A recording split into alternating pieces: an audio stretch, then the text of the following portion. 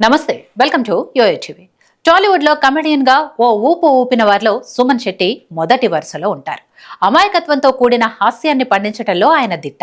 15 ఏళ్ల పాటు సినిమాలు చేసి ప్రేక్షకుల మనసు దోచుకున్నారు. కొన్నేళ్లుగా సినిమాల్లో పెద్దగా కనిపించని సుమన్ శెట్టి ఇప్పుడు బిగ్ బాస్ 9లో ప్రత్యక్షమై అందరినీ సర్ప్రైజ్ చేశారు.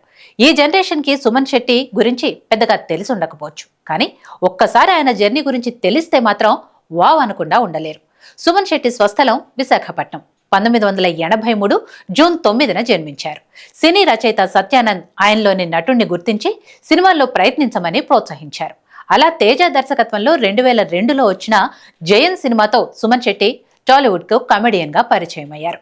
ఆ సినిమాలో అలీబాబాగా ఆయన పంచిన వినోదాన్ని అంత తేలిగ్గా మర్చిపోలేం. మొదటి సినిమాకే బెస్ట్ కమెడియన్గా నంది అవార్డు అందుకున్నారంటే ఏ రేంజ్లో నవ్వుల వర్షం కురిపించారో అర్థం చేసుకోవచ్చు.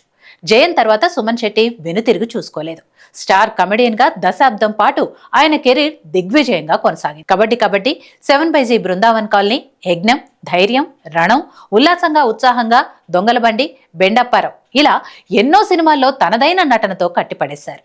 తెలుగులో మాత్రమే కాకుండా తమిళ, కన్నడ, మలయాళ, భోజ్పురి భాషల్లో దాదాపు 300 సినిమాల్లో నటించారు. 2002 నుంచి 2012 మధ్యకాలంలో టాలీవుడ్ మోస్ట్ బిజీ ఆర్టిస్టులలో సుమన్ శెట్టి ఒకరు.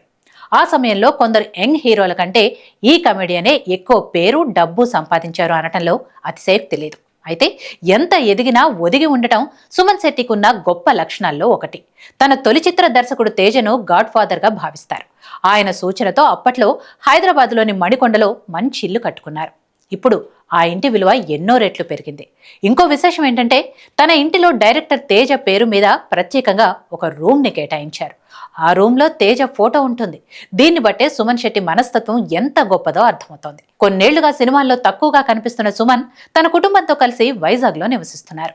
ఎంత పేరు, డబ్బు ఉన్నా ఆయన హంగు ఆర్భాటాలకు దూరంగానే ఉంటారు. అలాంటి వ్యక్తి ఇప్పుడు బిగ్ బాస్లోకి అడుగుపెట్టారు. బిగ్ బాస్ అంటేనే వివాదాలకు, గొడవలకు పెట్టింది పేరు. అలాంటి బిగ్ బాస్ షోలో సుమన్ శెట్టి లాంటి ఇన్నోసెంట్ పర్సన్ రాణించగలడా అనే అనుమానాలు మొదట వ్యక్తమయ్యాయి. అయితే సుమన్ ఓవైపు అవసరమైన సమయంలో ధీటైన సమాధానాలు చెబుతూనే మరోవైపు తనదైన కామెడీ టైమింగ్తో ఆకట్టుకుంటున్నారు. దీంతో సుమన్ శెట్టికి రోజు రోజుకు మద్దతు పెరుగుతోంది. ముఖ్యంగా అప్పట్లో సినిమాలు చూసిన సుమన్ని అభిమానించిన వారు ఇప్పుడు బిగ్ బాస్ షో చూసే అలవాటు లేకపోయినా ఆయనకు ఓట్లు వేస్తున్నారంటే ఏ రేంజ్ సపోర్ట్ లభిస్తుందో అర్థం చేసుకోవచ్చు. ఆయన విన్నర్ కావాలని కోరుకునే వారి సంఖ్య రోజు రోజుకు పెరుగుతోంది.